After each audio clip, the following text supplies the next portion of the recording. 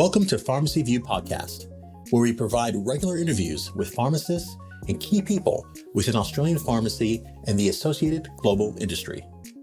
In this stream of podcast episodes titled RX to Riches, we delve into the evolving global pharmacy landscape, exploring the challenges and opportunities, and examining the current state of retail pharmacy across the globe.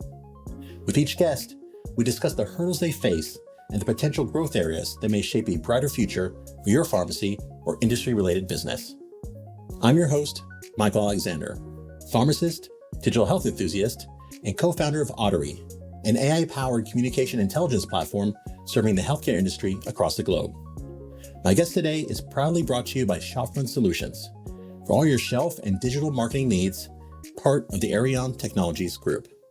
NAPSA is the peak advocacy body for students in Australia, and we are one of the only, and I think we were the first national student association. And what this means is that really one of the biggest benefits is the networks that you build. So I met my best friends at NAPSA, and that's something that I will talk to people about until they tell me to stop, because I think it is so important that we are building as students now our professional networks for when we graduate. And you talk to people who are currently practicing as pharmacists, and they always say, you know, I call so-and-so from this pharmacy if I ever need any help. And that's what NAPSA really does at the core.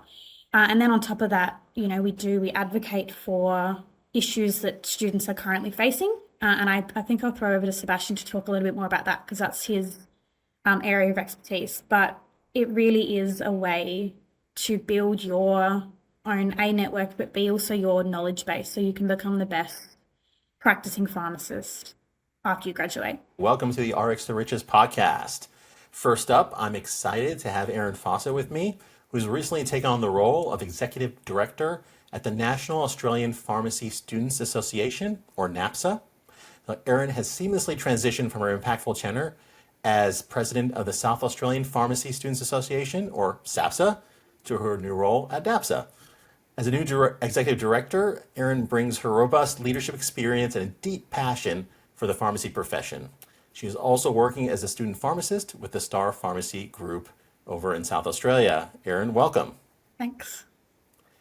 And with me today also is Sebastian Harper, who is the current president of NAPSA. Sebastian's journey in pharmacy is marked by an impressive trajectory of leadership roles. Before his presidency, he served as the executive director and treasurer of NAPSA, contributing significantly to the organization's strategic and financial oversight. His leadership is characterized by a commitment to advancing the interests and educational opportunities of pharmacy students across Australia. Sebastian is also a dedicated student pharmacist at Chemist Warehouse. Sebastian, welcome. Thanks for having me. Excellent. Well, thank you so much for being a part of this, guys. First thing, I've given you a little bit of introduction, but Erin, I'll start with you. And then, Sebastian, I'll ask you to jump in. Can you introduce yourself a little bit more and tell us more about your role within NAPSA? Yes, so I'm Erin from South Australia, currently in my third year of a pharmacy and pharmaceutical science double degree at UniSA.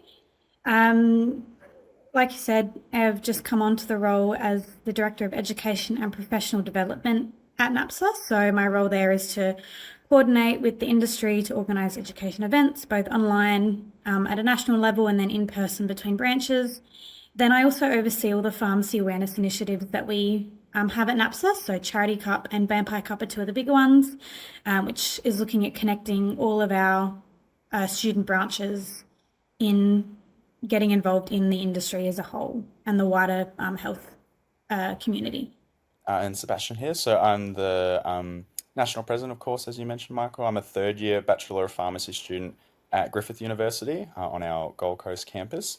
Now, as National President, I do a lot of the fun stuff, so chairing most of the meetings of the organisation.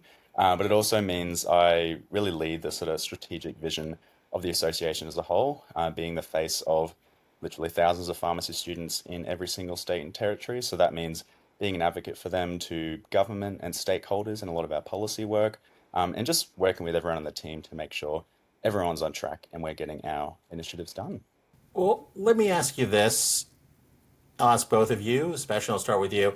What inspired you to get involved with NAPSA, and how has it influenced the way that you look at pharmacy education and even being a pharmacist? Yeah, so I mean, the main reason I got involved with NAPSA sort of stems back to why I started pharmacy. So when I was younger, around 15, 16, I had quite a few friends actually pass away from drug overdose. And it really made me interested in how drugs work. I was learning about all the drug terms, bioavailability, clearance, long before I even started in a pharmacy or sort of scientific degree. And since then, it made me an advocate as well for a lot of people I view as vulnerable and marginalized. And when I started my pharmacy degree because of that, it then made me want to get into advocacy work, both within and outside our industry. And I thought the perfect way to do that, of course, would be to get involved in the peak body for pharmacy students. We're one of the only national health student bodies in Australia. And it's influenced my journey in pharmacy education because I feel like there's a lot of people out there who might have similar stories to me.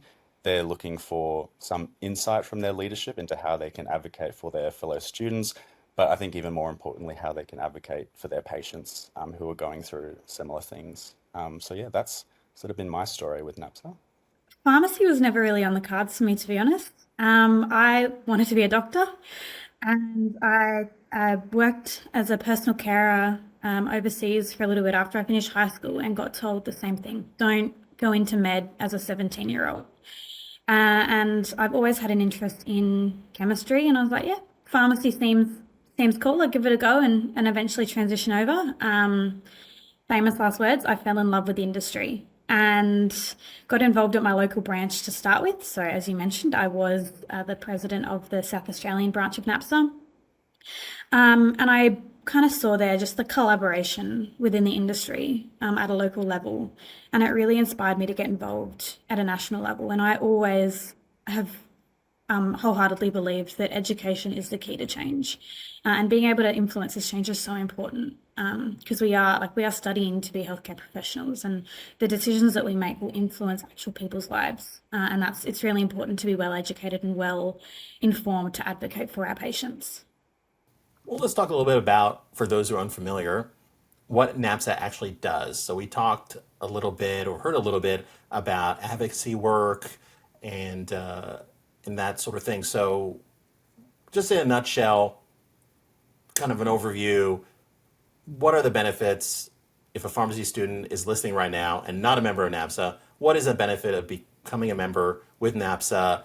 Not necessarily being on the executive council or anything, but just as a member within the organization. And Erin, I'll start with you. As Sebastian said, NAPSA is the peak advocacy body for students in Australia, and we are one of the only, and I think we were the first national student association. And what this means is that really one of the biggest benefits is the networks that you build. So I met my best friends at NAPSA, and that's something that I will talk to people about until they tell me to stop, because I think it is so important that we are building as students now our professional networks for when we graduate. And you talk to people who are currently practicing as pharmacists, and they always say, I call so-and-so from this pharmacy if I ever need any help. And that's what NAPSA really does at the core. And then on top of that, we advocate for issues that students are currently facing. And I think I'll throw over to Sebastian to talk a little bit more about that because that's his area of expertise. But it really is a way to build your own A network, but B also your knowledge base so you can become the best practicing pharmacist after you graduate. Yep. And Erin's definitely right on that professional network. The amount of people that you meet across the country is insane, honestly. Like the fact that I probably have someone in each capital that I could call on when I visit there, catch up for coffee, get insights on pharmacy or business or whatever industry they're working on. That is a very rewarding thing about even just being a member of NAPSA, coming to these sort of events. And our advocacy work, yeah, it's definitely my wheelhouse. It's definitely something I'm really passionate about. What a lot of the other degrees in Australia don't get, the only other health degree which does is the medical students. They get a national body that really does get to advocate for them. We talk to government, whether it's state, territory, whatever jurisdiction. We talk to stakeholders like the Pharmaceutical Society, the Pharmacy Guild, pretty much every pharmacy organization in the country. We have, at least some kind of relationship with, if not a really fantastic working relationship with. And we get to advocate directly for students when they tell us the issues that they're facing at university or just generally in life. We get to take that to ministers of the Crown, and they listen to us. And it's a lot easier to get that done when you're a national body with one national leadership representing thousands rather than hundreds of little local student associations at each university. So I think that is one of the biggest, if not the greatest value of being a NAPSA member. I agree, and I find it really interesting when you're talking about networking in particular, because when I was a young pharmacist, I didn't even consider networking as being remotely important. I didn't even think about that. I thought, well, I'm just going to go work at a pharmacy. What do I need to network with other people for?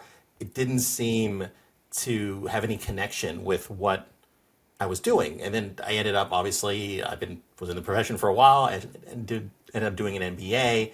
And an MBA, 50% of the value is just networking, is finding other people to connect with. And it goes back to the old chestnut of basically it's not what you know, it's who you know. And getting a head start on that networking, super important. As somebody who is now a few years past where you guys are, I won't say how many, but a few years past where you are, and looking back, I felt if I had a head start on the networking, it would have really bode well for my pharmacy journey and career. So I just wanted to double click on that and say, for those who are listening, students who are listening, please focus on networking. It's super critical and important as part of your overall career development and evolution. And I'm sure you'll agree. So I did want to ask a little bit, you talked about advocacy, and I wanted to dive in a little bit deeper and more specific. And Sebastian, again, I'll start with you since this is a passion project for you. Tell me about some key initiatives or key projects that NAPSA has worked on, introduced, advocated for in the past year or two. So I think the biggest in the last 12 months, and most students or even the industry are probably aware of this, seeing it come through in news articles on our socials, pretty much everywhere. We haven't really shut up about it, to be honest, is placement poverty. So it was around this time last year, actually, that we started talking within our organization about the hundreds, if not thousands, of members who are suffering from or under the financial burden of mandatory placements. And mandatory placements are great. We do need that work integrated learning in our degrees to get that experience, even sometimes get that cultural experience of, working outside where we live and work currently. But having to take leave from work, unpaid leave in most cases, plus paying for, at times, travel, accommodation, and then on top of that, just your usual living expenses as well. It really adds up. And for students, maybe 20 years ago it was fine, but during the current cost of living crisis, as we know, it's really, really difficult. So we started talking about that and how we can sort of represent our students or get something done for them. And since the government implemented the Commonwealth prac payment for teaching, nursing, midwifery, and social work students, which they are absolutely deserving of, we don't think any student really should be buckling under placement poverty. But since they introduced that, we've been advocating to government and our stakeholders to get pharmacy, but not just pharmacy, all allied health disciplines as well, included in that program from when it's implemented in July next year. So we continue to talk to government. I'll be in Canberra for the last 2 sitting weeks of our national parliament's calendar to meet with ministers, meet with members of parliament from both sides of the aisle. It's not one political party that we're focusing on, both sides, to talk about how they can help our students. So that has been a massive campaign pretty much over the last 12 months. It'll keep going until we get a result for our members. And we've had really, really good engagement from across the country. So many members are really proud of the work that we're doing. And again, it just goes back to that benefit of being an NAPSA member. They wouldn't really get this without us as a national body representing them. And I think something that is great, just jumping on the NAPSA member, is to even further encourage students, if you're not already a member of NAPSA, to sign up, is that we're doing this for all pharmacy students, and even beyond that, all students. As Sebastian mentioned, no student should buckle under the risk and the burden of placement poverty. And it's really looking at, I guess, paving the way for this to be something that's embedded in, in degrees going forward. I think that, not only has the cost of living gone up recently, but also there's this huge generational change. A lot of the people I speak to who are pharmacists now are always like, I lived at home with my parents and I didn't have to pay rent or bills or groceries. And that's such a big shift in the way that a lot of students now are doing that. And it's just about making university more accessible for those people. I was certainly in that boat, living at home, not having to pay for anything, and then all of a sudden I had to. So that is a big leap in, I should say, growing up, and at the same time you were trying to understand your profession and understand what it is you need to do to be the best pharmacist you can be. So it's almost like you're juggling multiple life challenges at the same time. And it can be quite daunting. It definitely was for me when I picked up and moved to Sydney from Brisbane, where I did my education. So, but also super fun. And it brings me to my next question, Erin, and I'll ask you first. What is the most challenging thing about being a NAPSA executive? You are a full-time student.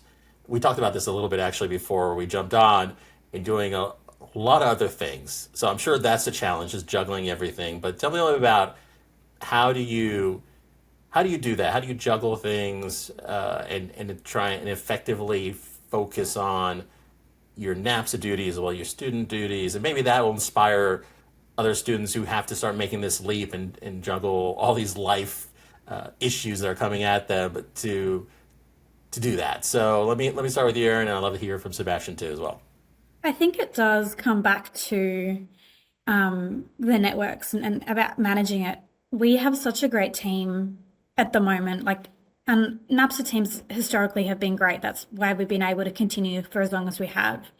But especially this term, we've got a really great team. We're all really close. We're really able to communicate and bounce off ideas off of each other.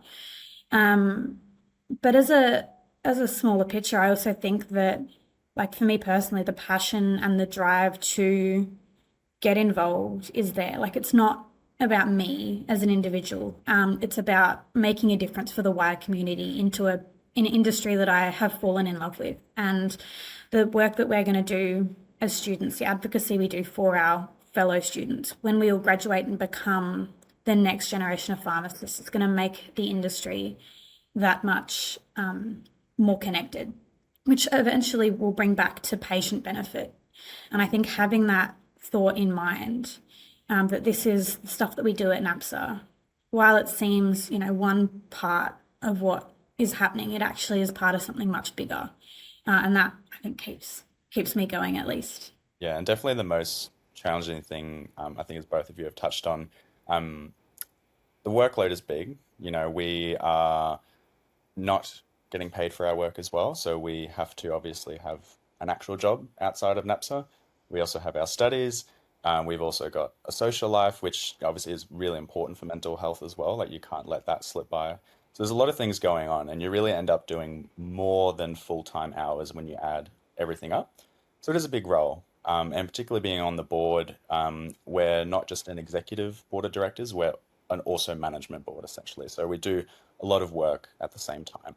But as Erin has said, that is kind of negated by the fact that you work with a really good team. If someone is like, I don't have the capacity to do this, I've got all these exams on, there's 7 other people on our board to pick up that work. And then we have 11 chairs of our committees.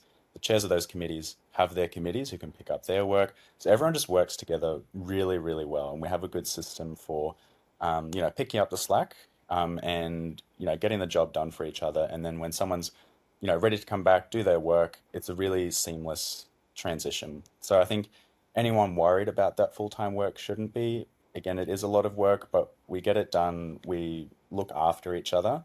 And then the rewarding aspect is we do really great work together. We get all these initiatives done for our members. You get to see those dreams realized, essentially, from when you start your term to when you finish it. You can point to all these things that we've done over the last year. And I think that is, one of the most rewarding things about being part of the executive.